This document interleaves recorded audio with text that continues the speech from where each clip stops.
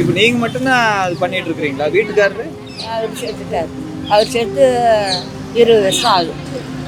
இப்போ 20 வருஷமா நீங்களே தான் ஒவ்வொன்றும் பண்ணிட்டு இருக்கீங்களோ?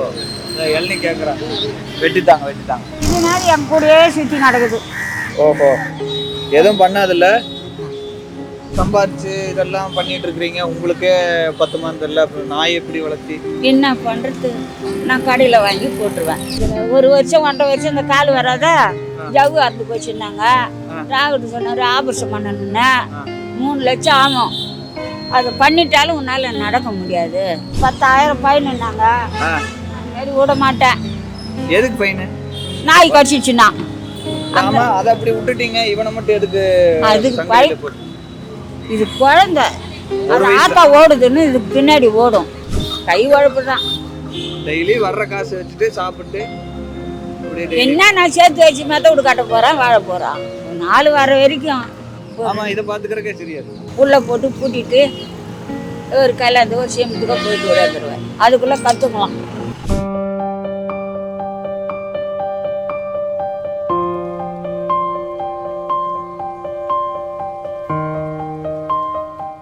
எப்படியும் நமக்கே தெரியாம பிறந்துட்டோம், வாழ்ந்துட்டு இருக்கிறோம், எப்படி சாக போறோம். ஆனா இதுக்கிடையில இத்தனை விஷயங்களையும் நம்ம யோசிச்சாலும் நம்ம கஷ்டப்பட்டுக்கிட்டே தான் இருக்கிறோம். பலதரப்பட்ட வாழ்க்கை முறைகள் இங்க இருக்குது. நம்ம கிட்ட இருக்கிற பணத்தை விட, நம்ம கிட்ட இருக்கிற நண்பர்களை விட, உறவினர்களை விட பல பேர்த்துக்கு வந்து கம்மியாக தான் இருக்கிறாங்க, சில பேர்த்துக்கு இல்லாம கூட போகுது.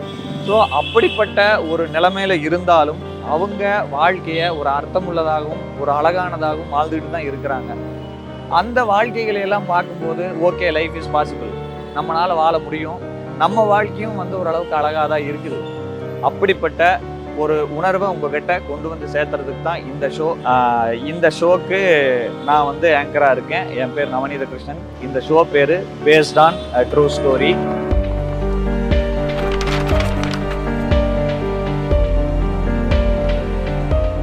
காலையில் என்ன இடத்துக்கு வருவீங்க? நான் 8 மணிக்கு வருவேன், 9 மணிக்கு வருவேன், 7:30 மணிக்கு வருவேன்.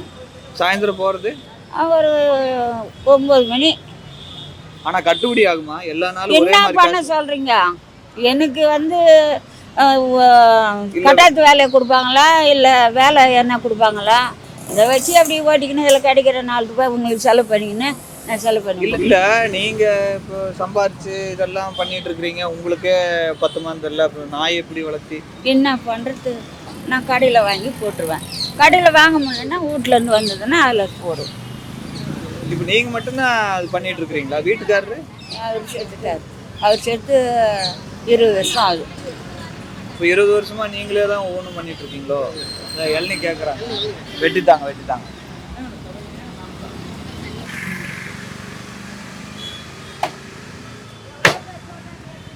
இது 1 வயசு 3 மாதம் ஆகுது. ஓஹோ, இது மாதிரி என் கூடயே சுற்றி நடக்குது. ஓஹோ, எதுவும் பண்ணாதில்ல? அந்த அளவுக்கு நான் வளர்க்கலையப்பா. இதுதான் எல்லாம் போலீஸ்கார் கூட வந்து கேட்டாங்க, 9 வருஷமா வளர்க்குறேங்க. அந்த மாதிரி நான் விடல. 10,000 ஃபைனுன்னாங்க. அந்த மாதிரி விட மாட்டேன். எதுக்கு ஃபைனு? நாய் கடிச்சிச்சுன்னா. ஓ, உங்கள் நாய் கடிச்சிருச்சுன்னா 10,000 ரூபா ஃபைனு. ஆமாம், அதை அப்படி விட்டுட்டீங்க, இவனை மட்டும் எதுக்கு? அதுக்கு இது குழந்தை, அது ஆத்தா ஓடுதுன்னு இதுக்கு பின்னாடி ஓடும். ஓ, 1 வயசு தான் ஆச்சு. 1 வயசு 3 மாதம் ஆகுது. நாளைக்கு இது போய் எதனா வண்டியில் மாட்டினேன் என்ன ஆகுது? அதனால அவரை கட்டி போட்டு இன்னும் கொஞ்சம் பெருசானா அவுத்து விட்டுருவேன். 2 பேரும் ஒன்றா பண்ணும்போது தான் பண்ணி. ஓகே. அப்போல்லாம் குழந்தைகள்லாம் பெரியவனுக்கு கல்யாணம் ஆகி அவனுக்கு ஒரு பொண்ணு ஒரு பையன். பொண்ணு காலேஜ் படிக்கிறா, பையன் வந்து வேலைக்கு போகிறான். அவனுக்கு கொஞ்சம் படிப்பு ஏறலன்ட்டு வேலைக்கு போகிறான். சரி, அவங்களுக்கு ஒரு பைசா வரும்ல மாதம். நீங்கள் எதுக்கு? அவங்களே வந்து வாடகை கொடுக்கணும். அப்போலேருந்து ஒரு கஷ்டப்பட்டு ஒரு வீடு வாங்கலான்னா அவசியப்படு வரேன்னு இட்டு போய் கேட்கறனால விட்டு 20 வருஷத்துக்கு மேலே 27 வருஷமாக அங்கே இருக்கிறேன்.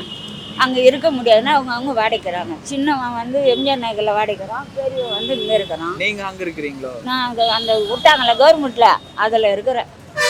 அதை விட்டுட்டு வந்தால் அங்கே இருங்க ஆக்கிரமம் பண்ணிக்குவாங்க. எப்போ வீடு வத்தோ அப்போ புள்ளிய வாழட்டுமே 2 வருஷம் அங்கே போய்க்கின்னு வந்துன்னுக்கிறேன். நீங்கள் அவங்ககிட்ட எதுவும் காசு எதுவுமே கேட்கவே மாட்டீங்களா?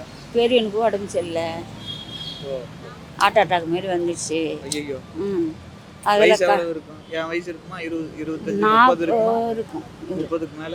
இருக்கும் இருக்கும். ஓஹோ, கல்யாணம் ஆயிடுச்சுல்ல? கல்யாணம் ஆகி 2 பசங்க இருக்குது. ஓஹோ, ரைட் ரைட். இதான் சம்பாதிக்கிறவங்களுக்கு வந்து என் கூட கடன்றாங்க. இதுங்களை நான் எங்கே விட்டுறது?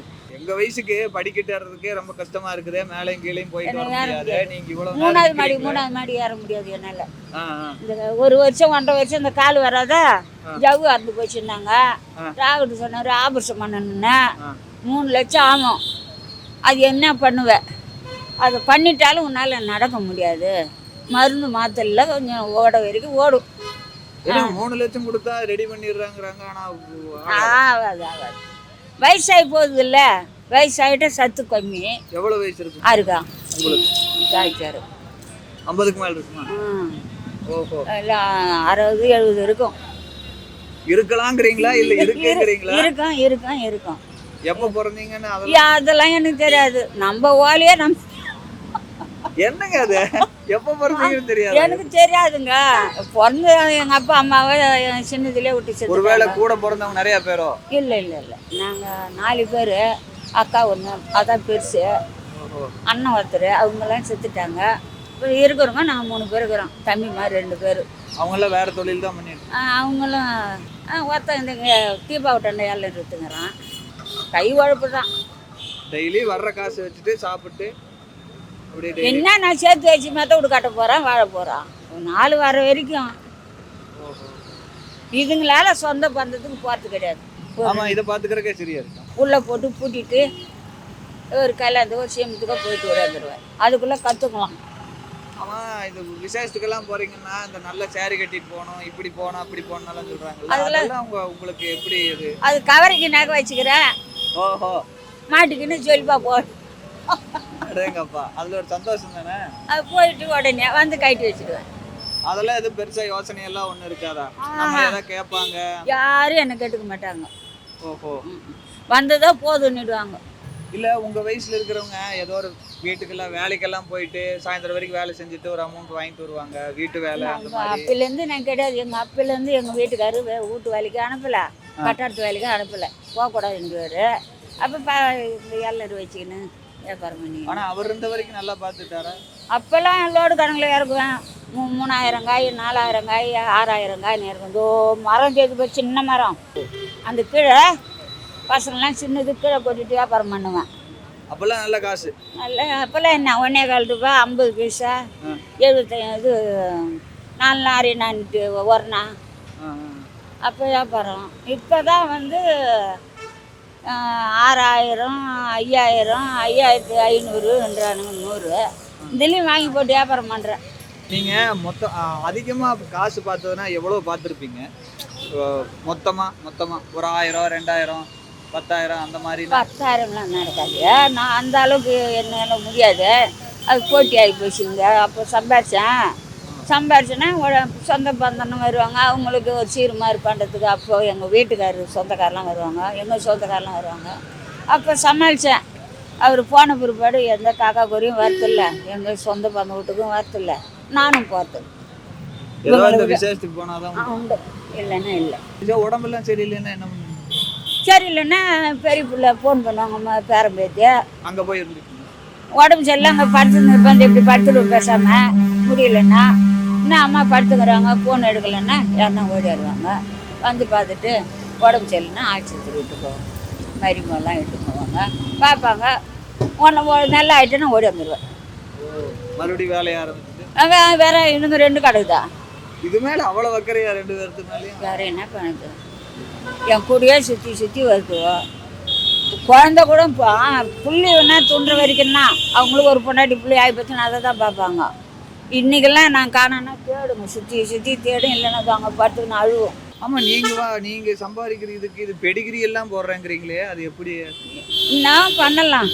இப்போ பிள்ளையா இருந்தால் செலவு பண்ணமாண்ணா. ஓஹோ, 150 ரூபாய் ஆட்டோ கொடுத்து போகிறேன். அங்கேருந்து வரக்குள்ள 120 ரூபாய் யாருன்னா வாங்குவாங்க.